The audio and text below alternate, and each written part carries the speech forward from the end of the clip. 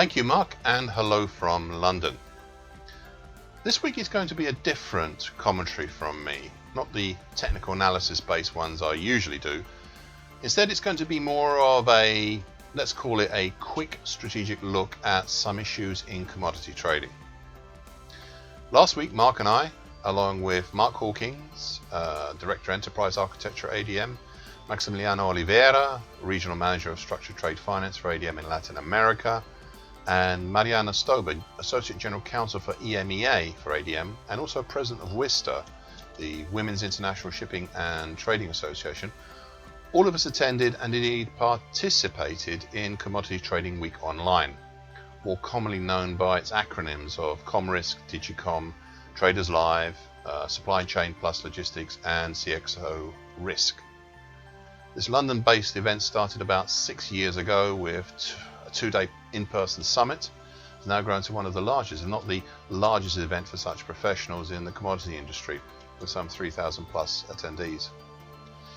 We were all heavily involved in this, and I thought I would share some of my thoughts on what was said and discussed.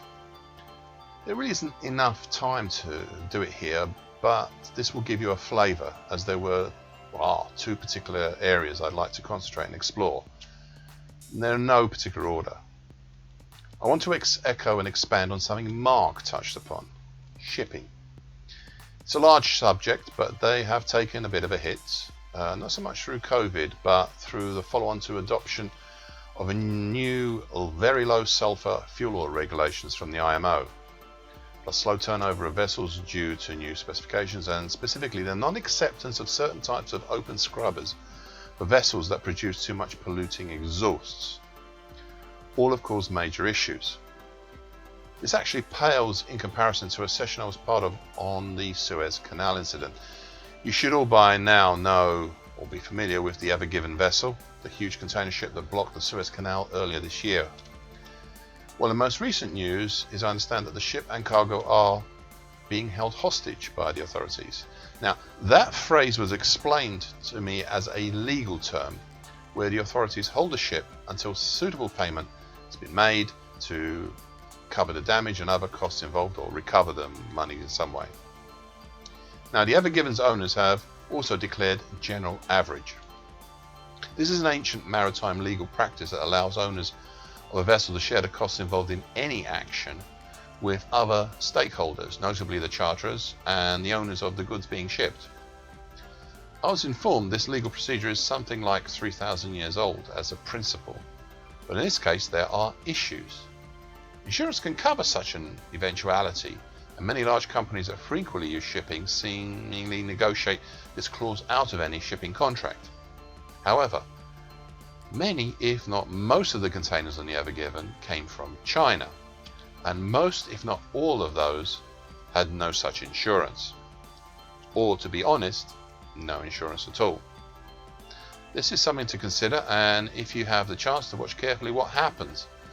The takeaway from the session was, don't panic, just make sure you have suitable insurance cover.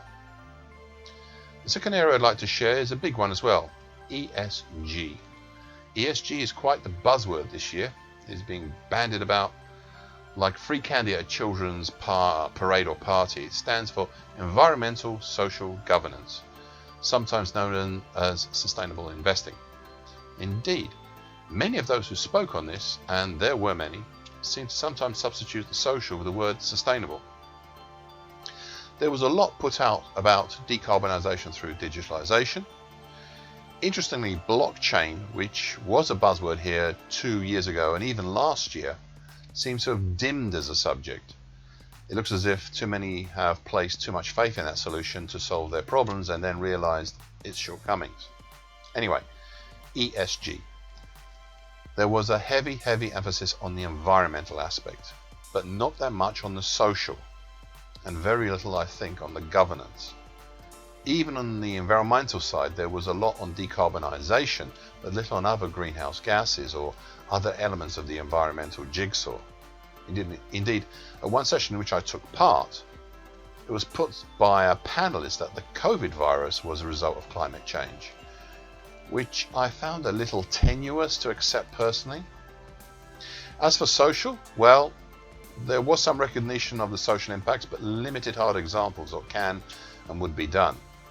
As for governance, we had good panels on the role of women in the commodity industry, but not on changes to board governance, bar an acknowledgement of recent moves to place activist directors onto the boards of some commodity companies, notably in the energy industry. A refreshing session I was part of was on trade finance, when one of the panelists pointed out bluntly that TCF was a laggard in ESG, with many involved thinking that ESG would and could not possibly apply to them or their industry. I was heartened to see that this particular panelist pointed out that those who thought so would be in for a bit of a shock at the end of the day.